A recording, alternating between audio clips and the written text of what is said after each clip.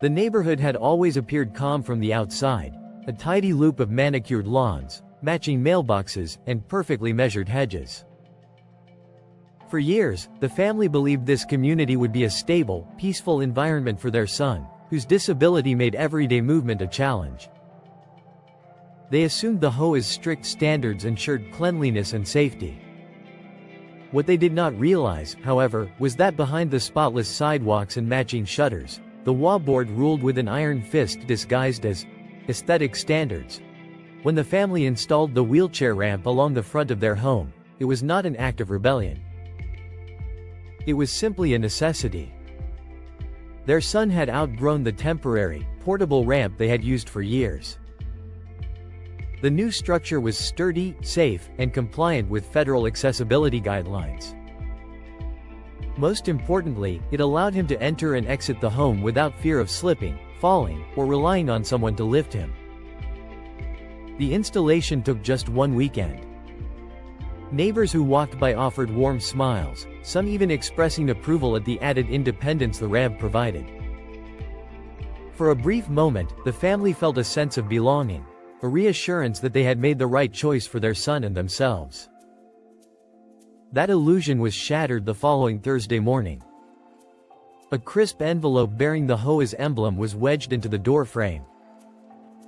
Inside was a formal violation notice that seemed almost theatrical in tone. The letter claimed the new ramp disrupted the visual harmony of the neighborhood and was considered an unauthorized structural addition. It demanded immediate removal, threatening escalating fines for non-compliance. The board gave the family 1 week to tear down the ramp. The family reread the letter multiple times, trying to understand how something so essential to their son's daily function could be categorized as an eyesore. The HOA insisted that all visible modifications must be approved through their architectural review committee, even though accessibility structures were supposed to be exempt under federal law. It became apparent that the HOA president, known for her rigid adherence to arbitrary rules, had taken particular issue with the ramp. For reasons beyond logic or empathy, she believed it compromised the pristine appearance she so desperately tried to maintain. Over the next few days, tension began to thicken around the home. The family noticed cars slowing down as drivers tried to observe the ramp, perhaps assessing whether the HOA was justified in its complaint. Some neighbors avoided eye contact. Others quietly expressed sympathy but made no effort to intervene. The family began to feel as though a spotlight had been placed on their front yard, and every glance carried silent judgment. Their son sensed the stress even though no one directly spoke of it. He hesitated before using the ramp each morning, as though worried that doing so might cause more trouble. The ramp, once a symbol of progress, now seemed like a trigger for conflict that the family never wanted. But no matter how heavy the emotional burden became, removing it was not an option. Doing so would mean returning to the unsafe conditions they had worked tirelessly to improve. As the deadline approached, the HOA sent additional notices, each more aggressive than the last. The language shifted from required compliance to pending enforcement actions, creating a sense of urgency and fear. The family realized that they were being pressured into submission, not for the sake of neighborhood standards, but because a few individuals believed their personal preferences outweighed federal accessibility protections. On the evening before the removal deadline, the family sat together in the living room, overwhelmed by the situation. They researched laws, scanned through federal guidelines, and compiled paperwork showing that the ramp was fully compliant. For the first time, they understood that they were not just dealing with a simple local rule. They were confronting an HOA that believed itself above the law.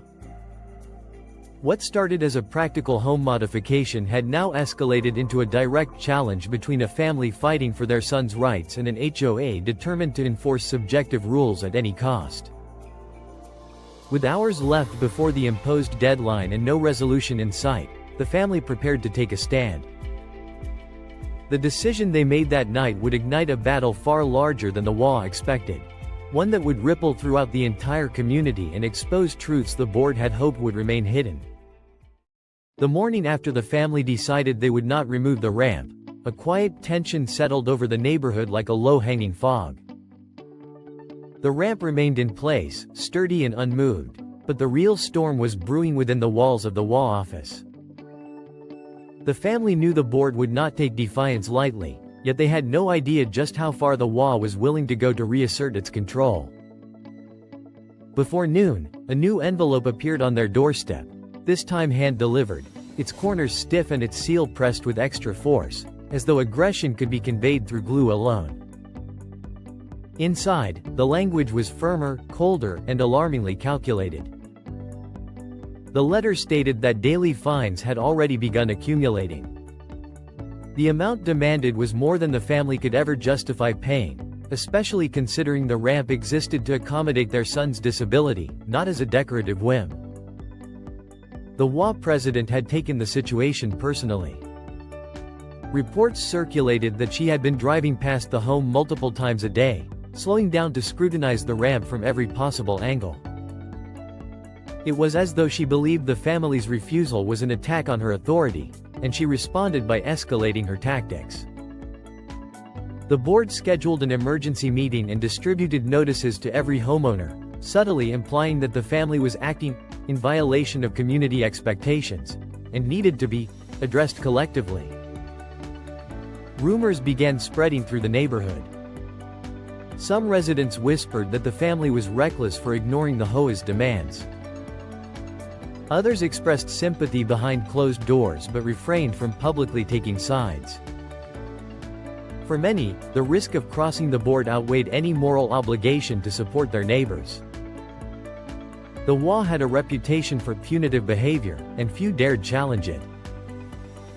The pressure intensified when the family received another notice, this time threatening legal action. The HOA claimed authority under community covenants, insisting they had the power to remove the ramp without permission if the family did not comply. The threat felt invasive, almost predatory, as though the board believed they could override federal protections with the stroke of a pen. Yet the family did not back down. Instead, they began documenting everything: the letters, the fines, the drive-bys, even the quiet stares from board members who seemed to appear whenever someone stepped outside.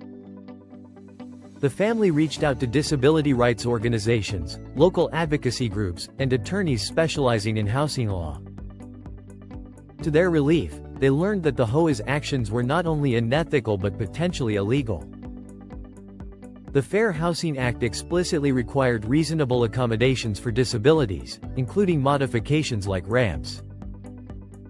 The HOA's insistence on removal blatantly violated those protections.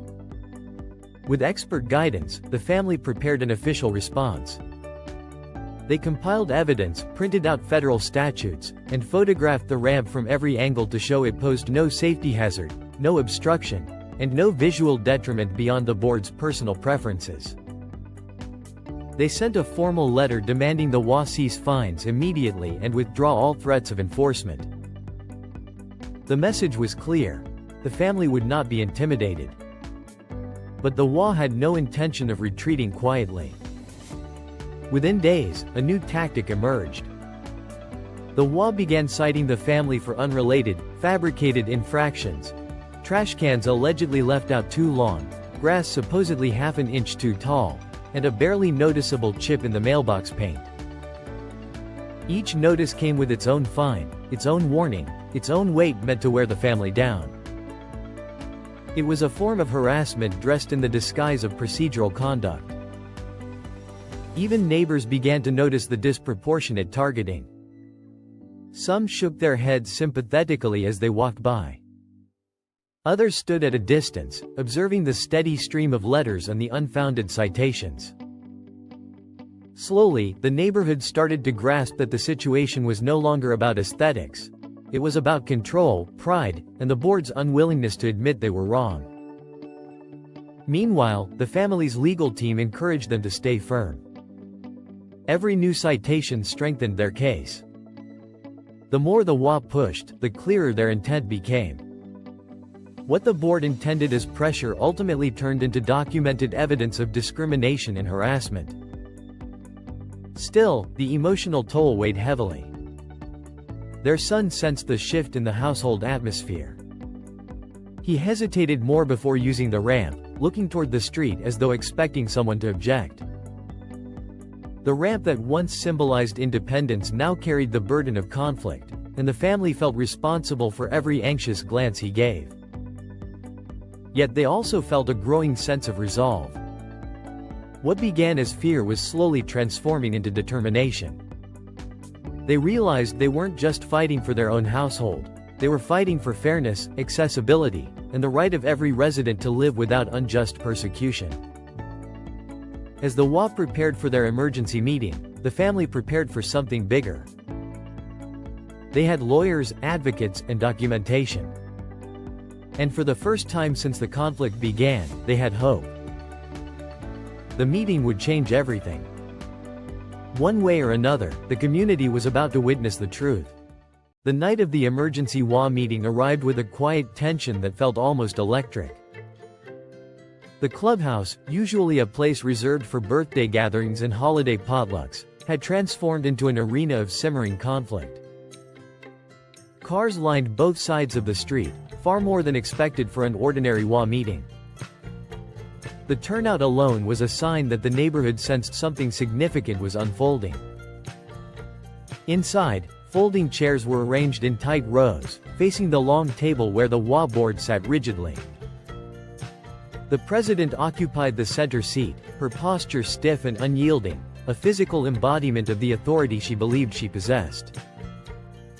Behind her, a projection screen displayed the HOA logo, giving the room an air of forced professionalism. The atmosphere felt less like a community meeting and more like a corporate tribunal. The family entered quietly, choosing seats near the middle of the room. They could feel eyes shift toward them, some sympathetic, others cautious, and a few openly judgmental. Their son sat between them, his wheelchair positioned carefully so he could see the screen unobstructed. Though he remained silent, the tension in his posture reflected the gravity of the evening. The meeting began with a rigid formality. The president announced the agenda, making it clear that the primary topic was the unauthorized structure on the family's property. Her tone carried a practiced authority, carefully constructed to suggest fairness while subtly asserting control. She presented a slideshow filled with images of the ramp, as though the wooden structure represented a threat to the neighborhood's integrity. She spoke about aesthetics, about maintaining community standards, about uniformity. Her words framed the ramp not as a necessary accommodation but as a deviation, an inconvenience, something that disrupted the idealized vision she tried to enforce. Throughout her presentation, she avoided any mention of federal law or disability rights, instead focusing on the visual presence of the ramp and implying that the family had ignored procedure. As she continued, subtle murmurs spread through the audience. Residents who had seen the ramp firsthand exchanged glances, clearly questioning why something so harmless had become such an issue. A handful of neighbors leaned forward, their expressions shifting from mild curiosity to open concern. When the board finished presenting its stance, the family's turn came. Their legal representative, who had joined them for the meeting, stepped forward with a composed yet formidable presence. He carried a binder thick with documents, laws, letters, photos, and evidence the family had meticulously gathered. As he began outlining the federal protections for disability accommodations, the room grew darker and quieter, not in lighting but in atmosphere. It became clear that the HOA's version of the story omitted critical obligations they were legally required to uphold. The representative explained that the ramp was not subject to aesthetic denial, that reasonable accommodations were federally protected, and that fines issued against the family were discriminatory in nature. Some residents who had remained neutral began to shift uncomfortably in their seats as they absorbed the new information. The representative then revealed the pattern of harassment, documented citations for trivial or non-existent infractions, surveillance like drive-bys, and intimidation through escalating correspondence. These details sparked a reaction in the room. People who had quietly experienced similar mistreatment from the HOA recognized the pattern. Eyes widened. Heads shook. Small whispers turned into audible murmurs. The president attempted to interrupt, insisting that the HOA had acted within its rights, but her voice wavered. The authority she once commanded now appeared brittle under the weight of federal law and public scrutiny. The turning point came when photos of the ramp were displayed, side by side with examples of other unapproved modifications throughout the neighborhood, decorative additions, sheds, lawn ornaments, that had gone unpunished. The discrepancy was unmistakable. It was clear that the ramp had been singled out not because it violated standards, but because the board had chosen to target the family. The uneven enforcement painted the HOA as selective, biased, and retaliatory. The room shifted entirely. Neighbors who had remained silent now found themselves struck by the realization that the ramp was not the issue, it was a convenient excuse. What began as an aesthetic complaint had morphed into discrimination cloaked in rules and procedures. The president attempted to regain control, but her tone faltered. Her carefully constructed authority crumbled as residents began voicing dissatisfaction. Some demanded explanations. Others expressed outrage at the board's mishandling of the situation. The room was no longer aligned with the HOA, it had shifted decisively toward the family. By the time the representative concluded his statement, the board had lost the room. Their credibility was fractured. Their attempts to enforce compliance had backfired, revealing their missteps to the entire community. But the conflict was far from over. The HOA had been publicly challenged, humiliated in front of the very people they claimed to protect. And the president, unwilling to accept defeat, would not retreat quietly. The family left the meeting with a renewed sense of strength. They had finally seen the community awaken. Yet beneath that victory was an unspoken truth: the board would retaliate. The aftermath of the community meeting lingered in the neighborhood like a heavy cloud. The family had expected tension, perhaps even discomfort, but they did not anticipate the level of retaliation the HOA president would unleash in the days that followed. The board had been publicly challenged, embarrassed, and exposed, and the president seemed determined to regain the authority that had slipped through her fingers. The morning after the meeting, the family found yet another notice taped to their front door. Unlike the previous warnings, this one was deliberately aggressive in tone. It listed multiple alleged violations, each more absurd than the last. The complaints ranged from improper placement of lawn ornaments to excessive shade from backyard trees, claims so baseless they seemed like a parody of HOA enforcement. The pattern was unmistakable. The president was attempting to drown the family in paperwork, hoping fatigue and frustration would succeed where legal threats had failed. Over the next several days, the notices continued. Each envelope contained new accusations, new fines, new attempts to assert control. The family documented everything, but the relentless harassment wore down their sense of peace. The atmosphere inside the home shifted from tense resilience to a quiet exhaustion. Their son, who once moved freely up and down the ramp, began hesitating again, as though the presence of the ramp was now a spotlight drawing unwanted attention. Neighbors observed the board's behavior with a mixture of disbelief and concern. Some offered private words of support, quietly slipping encouraging notes into the family's mailbox or leaving small gestures of solidarity on their porch. Yet even these kind acts served as reminders of how isolated the family had become. The community, once a place of security, now felt like a battleground where every movement was scrutinized. In an effort to push the family further, the HOA president deployed a new tactic. She ordered routine inspections on the family's property, unannounced, intrusive, and thinly justified. Board members, accompanied by hired inspectors, attempted to approach the property multiple times. Although they were legally prohibited from entering without consent, they lingered around the edges of the yard, taking photos and notes as though gathering evidence for a case that did not exist.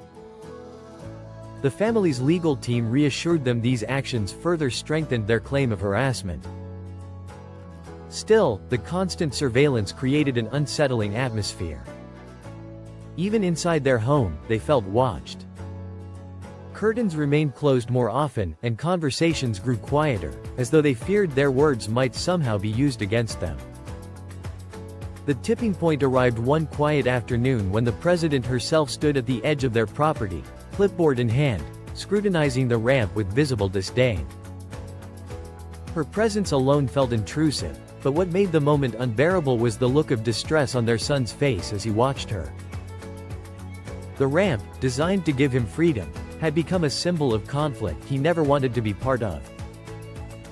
It became clear to the family that the president's actions were no longer motivated by aesthetics or community standards.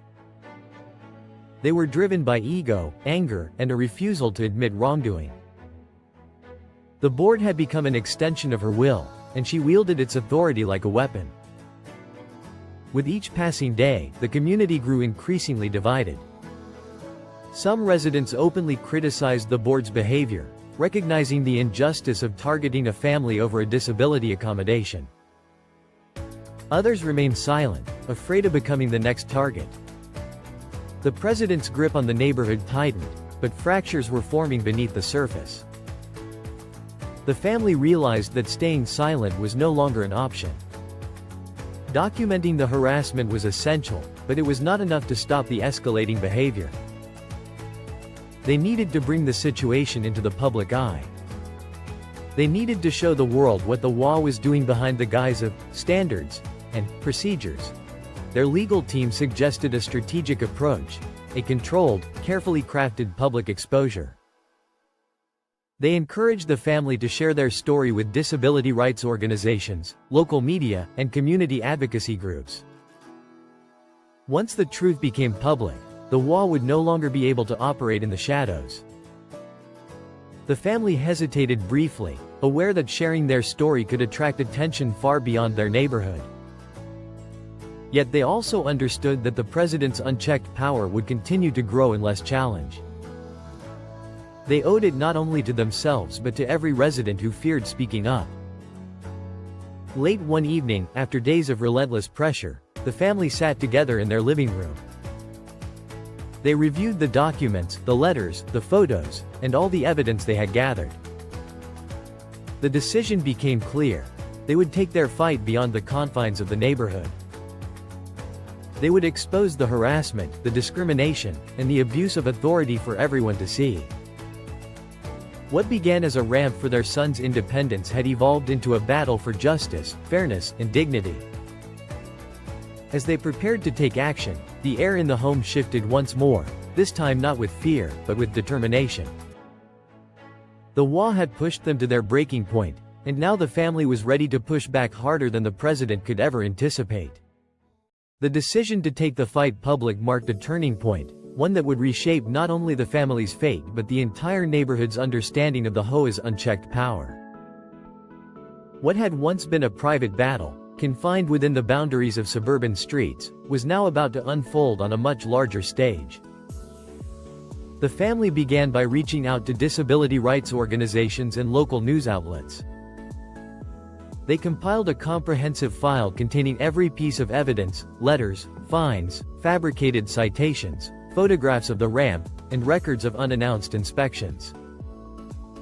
The documentation was thorough and unshakable, painting a picture of harassment veiled behind the pretense of enforcement. The organizations immediately recognized the severity of the situation.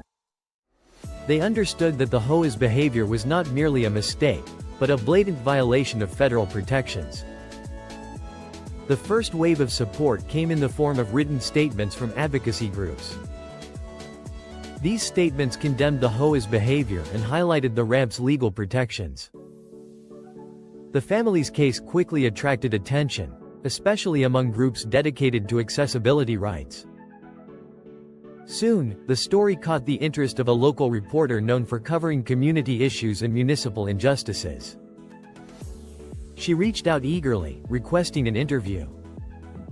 The interview took place in the family's living room, the ramp visible through the window behind them.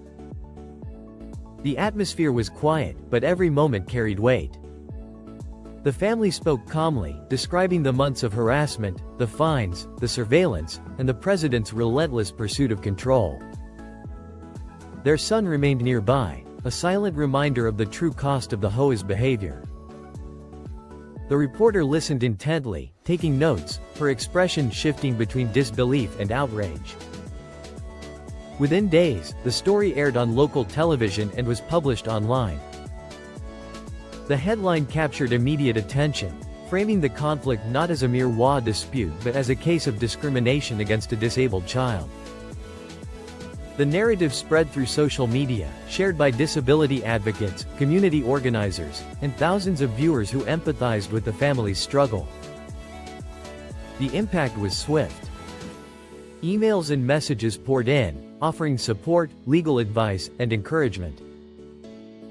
Residents from other neighborhoods shared their own experiences with overreaching HOAs.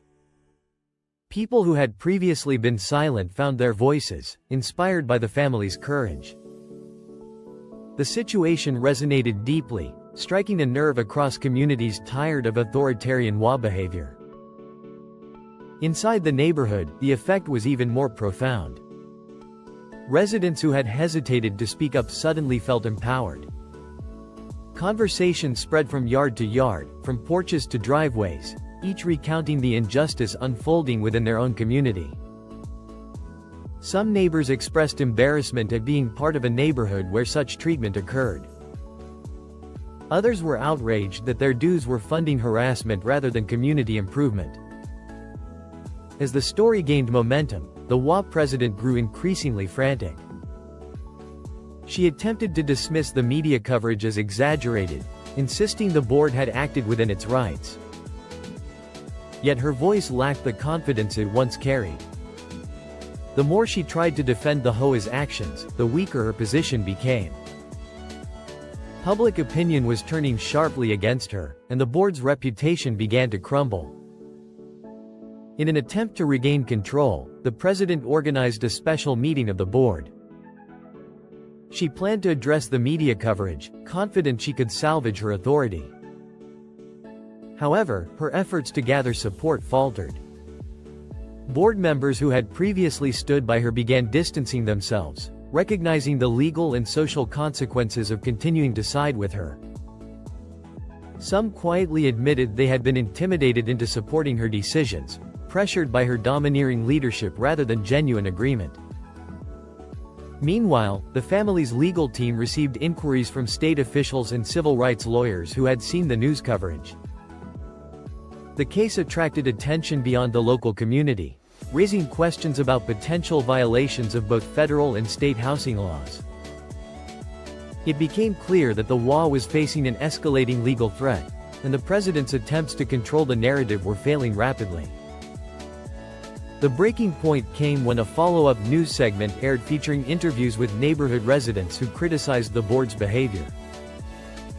Several admitted witnessing harassment and unreasonable enforcement practices in the past, though few had spoken up before.